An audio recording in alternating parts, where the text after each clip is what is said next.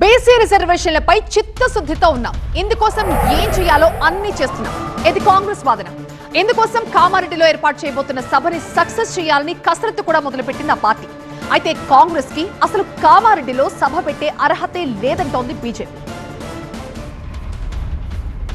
తెలంగాణ ప్రభుత్వం చేపడుతున్న అభివృద్ధి సంక్షేమ పథకాలను ప్రజల్లోకి విస్తృతంగా తీసుకెళ్లాలని నిర్ణయించింది టీపీసీసీ. వీటితో పాటు జూబ్లీహిల్స్ ఉప ఎన్నిక, ఈ నెల 15న కామారెడ్డిలో బహిరంగ సభ విజయవంతం చేసేందుకు తీసుకోవాల్సిన చర్యలతో పాటు ఓట్ చోరీ గద్దె జోడ్ కార్యక్రమంపై సమావేశంలో చర్చించారు. ఈ నెల 15న కామారెడ్డిలో నిర్వహించబోయే సభను విజయవంతం చేయాలని TPCC chief Mahesh Kumar Goud, party రాష్ట్ర వ్యవహారాల ఇన్ఛార్జ్ మీనాక్షి నటరాజన్ నేతలకు దిశానిర్దేశం చేశారు.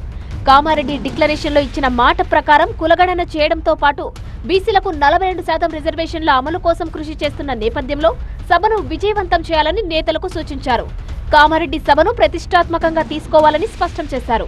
బీసీ రిజర్వేషన్లపై ప్రభుత్వం చిత్తశుద్ధితో ఉందని, 42% బీసీ రిజర్వేషన్లకు కేంద్రం మోకాలడ్డుతోందని మంత్రి పొన్నం ప్రభాకర్ మండిపడ్డారు.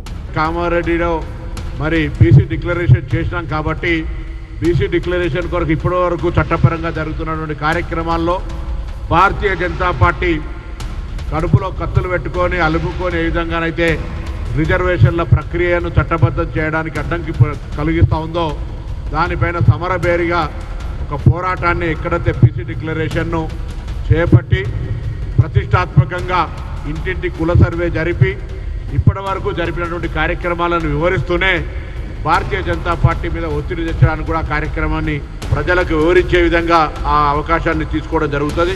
అయితే కామారెడ్డిలో సభ పెట్టే అర్హత కాంగ్రెస్ కు లేదన్నారు తెలంగాణ బీజేపీ అధ్యక్షుడు రామచంద్రరావు. కాంగ్రెస్ చేసింది బీసీ డిక్లరేషన్ కాదు, బీసీ ద్రోహమని విమర్శించారు.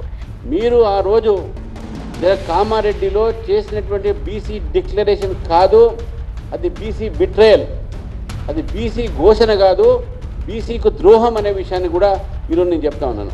కాంగ్రెస్ పార్టీకు నిజంగా చిత్తశుద్ధి ఉంటే ఏ రోజైతే డిక్లరేషన్ చేశారో ఆ రోజు నుంచి ఈ రోజు వరకు దాదాపు 24 నెలలు దాటిపోయింది, అంటే 2 సంవత్సరాలు దాటిపోయింది. మనకు ఈ 2 సంవత్సరాలు దాటిపోయిన తర్వాత ఇంతవరకు దానిపైన ఆలోచన ఎందుకు రాలేదు కాంగ్రెస్ పార్టీకి? బిల్లు తీసుకొచ్చారు, బిల్లు బీజేపీ సపోర్ట్ చేసింది. మా రాకేష్ రెడ్డి గారు ఉన్నారు, మా ఎమ్మెల్సీలు ఉన్నారు, కౌన్సిల్ సపోర్ట్ చేశారు, మా అసెంబ్లీలో సపోర్ట్ చేశాం. ఇప్పుడు మీకు కేంద్రం ఎక్కడ అడ్డం వచ్చిందండి? బీసీ రిజర్వేషన్ల కోసం తాము పోరాడుతున్నామని చెప్పేందుకు కాంగ్రెస్ ప్రయత్నిస్తుంటే ఈ అంశంలో కాంగ్రెస్ కు చిత్తశుద్ధి లేదని విమర్శిస్తోంది బీజేపీ. దీంతో ఈ అంశంలో కాంగ్రెస్ బీజేపీ మధ్య పొలిటికల్ పంచాయతీ మరికొంతకాలం కొనసాగే అవకాశాలు కనిపిస్తున్నాయి.